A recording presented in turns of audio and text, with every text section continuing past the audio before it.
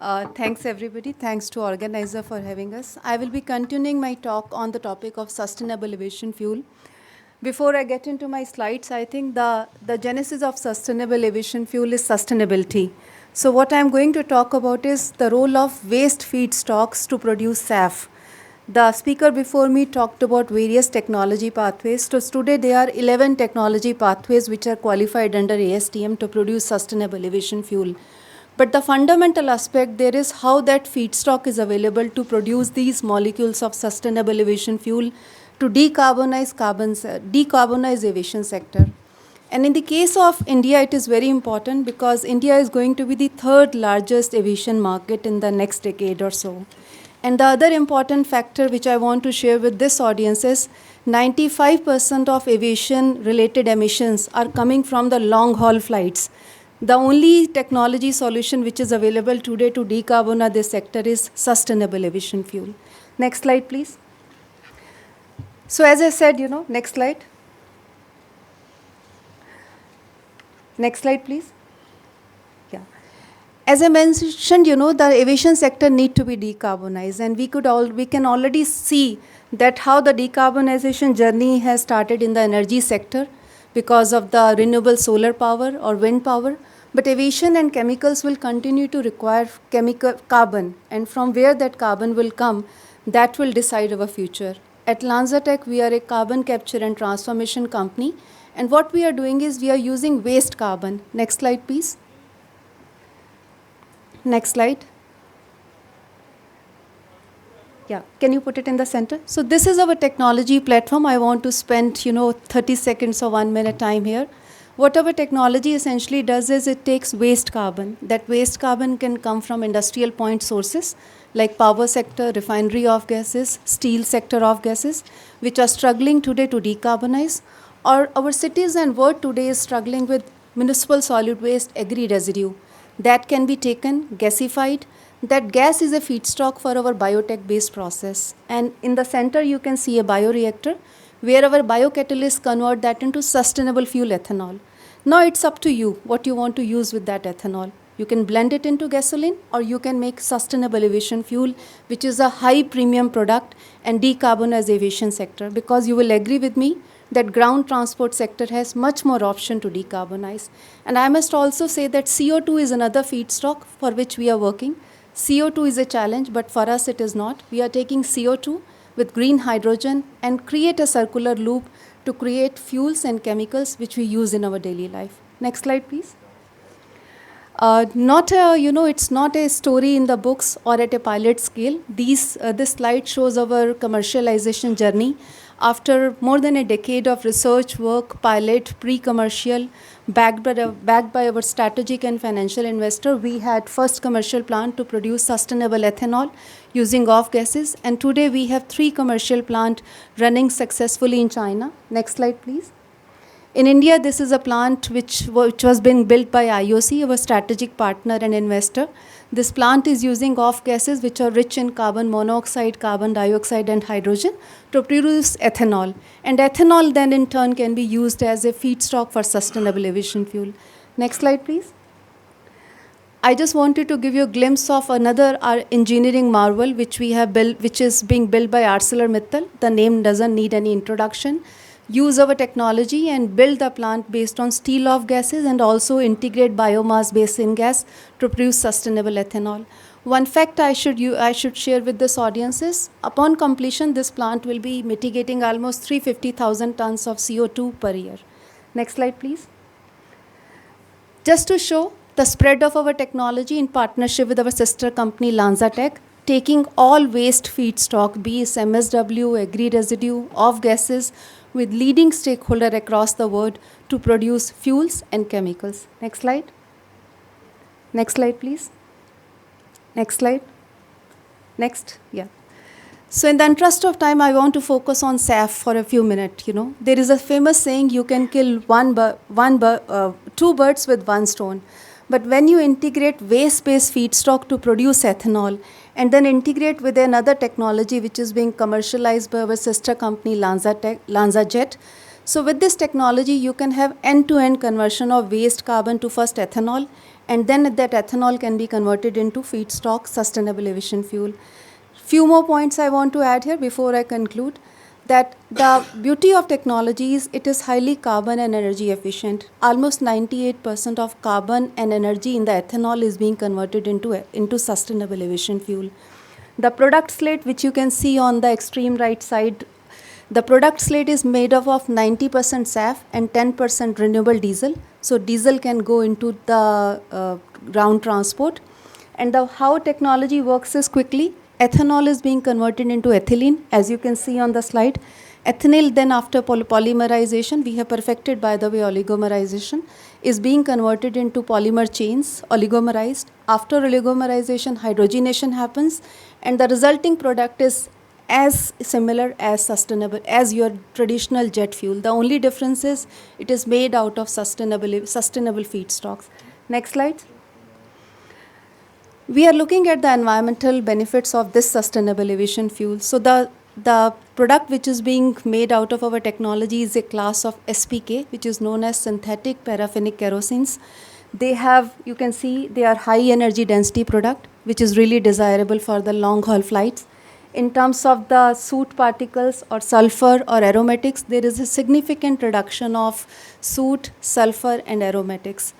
I must say that today CO2 are being regulated under CORSIA norms. Soot and other, secondary aerosol particle emissions are not regulated. But when you when you use this sustainable aviation fuel in the jet planes, there is going to be significant benefits not only for CO2 reduction, but also another secondary air pollutants as well. Next slide, please. We can go to just to give you a picture, this is the world's first ethanol to jet plant, which is in the final stages of completion. We expect mechanical completion by end of this year in Freedom Pine, Georgia. 10 million gallons, and that will be using sustainable fuel ethanol to produce SAF. Next slide. Just to give you a quick, I can connect with any one of you who is interested. We are working with partners in UK, in Australia, in New Zealand, all parts of the world to produce sustainable aviation fuel using range of feedstocks. And you can see the size. We are building ourselves 10 million gallons, but different sizes are between 30 to 120 million gallons per year of sustainable aviation fuel. Next slide, please. Dr. Ramakrishna mentioned about 10 billion liters of ethanol availability in the country. If all these feedstocks can be channelized, we can produce nearly 20 to 30 billion liters of ethanol in India. So I would like to leave you with the thought. Next slide.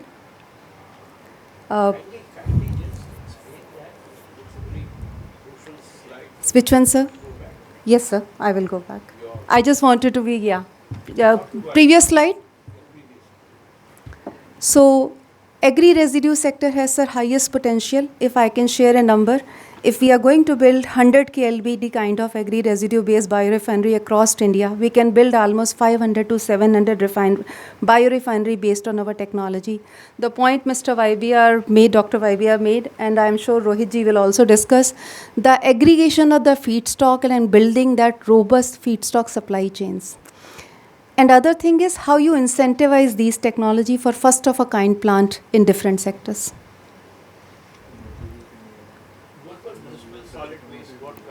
So, sir, we have a one pre-commercial, 1/10 of commercial facility plant, 20 tons per day of feedstock in Japan, that is using unsorted municipal solid waste. So it depends basically what is the carbon content in that MSW waste, and accordingly we estimate the ethanol production of MSW. So, so it will vary because if it is a bolt-on plant, the lot of OSBL facilities will be covered in that. But I can look into the Japan plant numbers and get back to you on that specific pilot. In general, off-gases plant is around 150 million. That is the cost we share with our stakeholders. Yeah. Just one more question. Yeah, please. The same waste is used for the biogas as well, right? Somebody give the mic there, please. So that we... So, how is this different? So in biogas, you are using that, to make CBG. In our process, you take feedstock. It's a carbon-rich gas. I should have spent time. Sorry, in the interest of time, I didn't stop. Don't worry. I think we can carry on the session till 2:15. I can't hear you, sir, unless they give you the mic. Sir, we can carry on the session till 2:15. Oh, sure.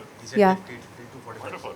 So the heart of technology is called gas fermentation. It is very similar to the fermentation of beer or the fermentation of yogurt.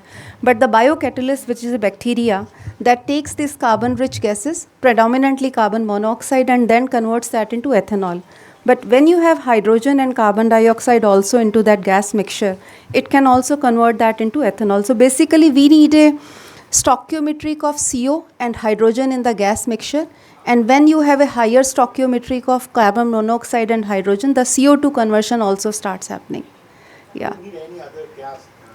So if you want to increase your carbon capture, that is a classic request we get in the steel sector. Steel sector gases are carbon monoxide rich, so they get ample high production of ethanol. But they want to also enhance their carbon capture. So then we ask them, can you bring green hydrogen? Because gray hydrogen or blue hydrogen, or they are available, but green hydrogen is the one which is going to make a dent there. Yeah.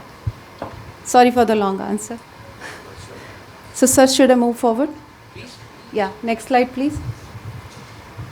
As I shared, Sir Rajdan Saab already know, we have a very strong partner, Indian Oil, and with them we built world's first refinery of gas to ethanol plant, and they are now looking into building sustainable aviation fuel plant at one of their refinery.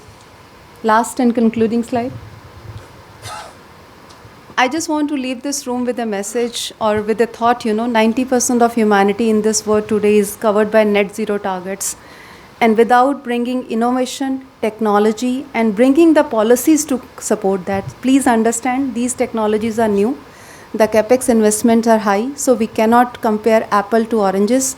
So we need policies that allows accelerated deployment of new technologies, provide support, financing, tax benefits. Then only I think we can build a future tomorrow which is really renewable technology-based future for India and for the world.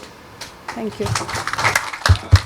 Thank you. I just want to be fair to Mr. Bandopadhyaya also. If there are any questions for Mr. Bandopadhyaya, please. You see, sir, this is a very, very vital session for our not only country, developing countries particularly.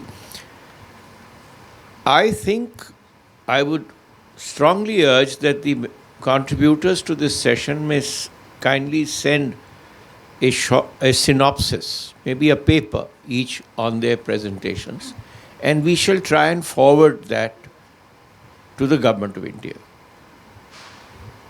and particularly to the Office of the Principal Scientific Advisor, so that all this can go forward somewhere. I just wanted to, with the chair's permission, make this point. It's too vital, but one point I think which I question Preeti a bit is that I firmly believe that we should not look for feedstock which requires huge water consumption. We are going to have a water emergency before we have an atmospheric emergency.